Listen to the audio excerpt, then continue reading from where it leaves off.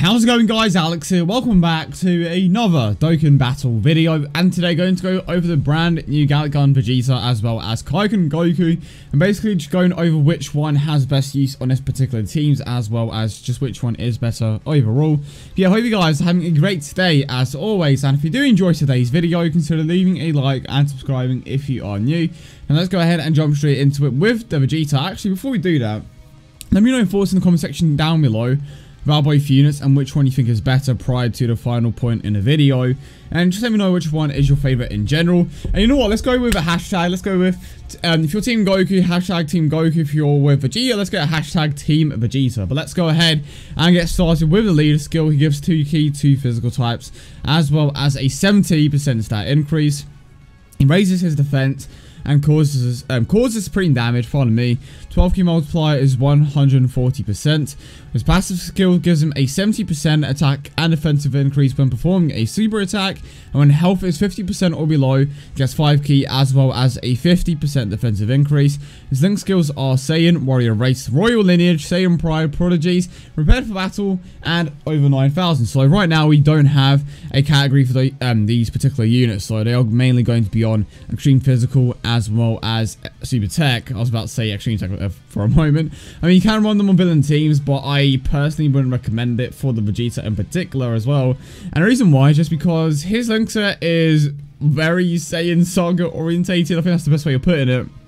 He does have Prepared for Battle, and that's pretty much it. I mean, Saiyan Pride isn't exactly a very common link on an Extreme Physical team. And if I quickly go over him and show you guys, he is legit the only unit there that has that particular link. I mean, you can put him on a physical type team and maybe put him up with the Super Saiyan Bardock and the Borgos, but realistically you're going to be using him on Extreme Physical, so it's not going to exactly a link. It's not going to be a link that is active a lot of the time. I mean, you could maybe put him on a villain team with someone with that particular link. If I'm not mistaken, Margin Vegeta does have it, so there's always Margin Vegeta. You even have the SDR one. If I quickly go down here, there he is. So there are definitely a few units that can help you activate that link, but for now this is what it is going to look like. But I mean, it is definitely a massive improvement from the previous Saiyan Saga Vegeta cards. For example, the Great Ape one, he isn't very good. He does have big bad bosses, but overall he just isn't going to be linking that well for the most part with the majority of the units on that particular team. At the very least, the Vegeta is going to share Prepare for Battle with Goku Black, maybe even Broly potentially. So he does have a few linking partners here and there, but not too many. Not as many as you would like for that particular team. His saving grace is the fact that he gets that 5 key when you're below that 50% health. But the thing about the physical, Extreme Physical team is that it is very hard to get below 50% of your health. And he also gets a 50% defensive increase on top of the 5 key. So he is a bit more of a defensive unit, which I find kind of funny. Actually, never mind. You will understand what I am talking about in around a few hours or so, because I'm going to be going over the new Super Saiyan 2 Goku and Margin Vegeta as well. But I just decided that I'm going to be uploading this one first, just for the sake of continuity. So this is the Saiyan Saga Vegeta. And to quickly go over to the damage calculations, again, we kind of gather that he is a bit more of a defensive unit. He raises his defense with a super attack, and he also gets a 50% defensive increase. But let's see his damage calculations. Alright, super attack 10, his attack stat without like any leader skills or anything in just in play here for the calculation is 46,637. Right, now let's move on to the Kaioken Goku. Damn, what a great one he is. So it gives 2 key to attack types as well as a 70% attack increase, a 70% stat increase. He raises his attack, so pretty much what every Kaioken Goku card has, which means that with every single super attack he is going to be getting stronger and stronger, and he causes supreme damage at times for Kaioken Kamehameha. His passive skill gives him a 70% attack and defensive increase when performing a super attack. So far they are pretty much the same card, apart from the fact that the Goku basically has no limit on his attack. And when health is 50% or below, gets 5 key as well as a 50% attack 50% attack increase. So the biggest difference here by far is the fact that one, the Goku doesn't have a limit on his attack because of the Kaioken mechanic, and the second thing is he also potentially can get an additional 50% on top of the 70% that he is already getting. So in total, he could potentially be getting a total attack increase of 120%, and he is still going to be raising his attack with every single super attack. He has a 12Q multiplier of 140%, and if we move on to his links, he has Z Fighters all in the family, Insane, Lineage, Kamehameha, Shocking Speed, and Over and Flash. So, the biggest difference between the two units is that Goku is clearly more of an offensive unit, and he also has a very good link set for his team. His main links are going to be Over and Flash and Kamehameha. And funnily enough, a link that isn't activated as frequently is the Shocking Speed link, but if you have a Super Saiyan 4 Gogeta, that is definitely going to be active a lot more because Super Saiyan 4 Gogeta does have Shocking Speed. And I feel like when it comes to tech, the Shocking Speed, like, it just was never there. Even on an Extreme Tech team, that link just wasn't common, like, at all. And Super Tech, it just never was the case. I mean, the Tech World Tournament Gohan, when he was first released, he was optimal, but it wasn't because he had Shocking Speed, it's because he gave the key to himself. So I'm glad that at the very least, Shocking Speed has a chance to be utilized here. Over and Flash, by far, is going to be the go-to link on this particular team. You have TEQ Vegeta Blue, you have Super Saiyan 4 Gogeta, you have... Who else you have? I'm missing someone very important here. Super Saiyan 3 Goten, Super Saiyan 3 Goku, LR Super Saiyan 3 Goku. And of course, I'm talking about Angel Goku instead. There's so many Over and Flash possibilities for the team. There is a lot of synergy here. And let me get the Shocking Speed open real quick.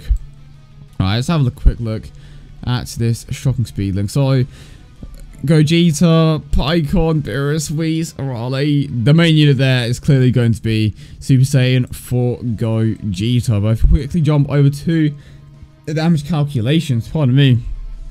Yeah, that's the wrong thing. Calculations, 48,000. So, not that much higher, but to be honest, when it comes to which unit has the higher attack stat, Goku isn't that far in the lead. They both get that 70% attack and defensive increase. And like I said, I think these calculations are entirely based just on their attack stats and the passives. I could be wrong, but when you're taking into account the additional 50% that the Goku is getting, as well as the fact that he is raising his attack with his super attack, it's just like, oh, okay. And Extreme Tech doesn't need any more tanks because they already have Super Saiyan 4 Gogeta, who raises his defense of every single super attack. You have TEQ Vegeta Blue, who raises his defense of every single super attack. I know that Gogeta doesn't super attack multiple times, but here's, okay, to be fair, that buff to his attack and defense only lasts for one turn. If you super attack twice, okay, it stays there. TEQ Vegeta Blue is different because his defense, his attack and defense goes up by 20% with every single super attack.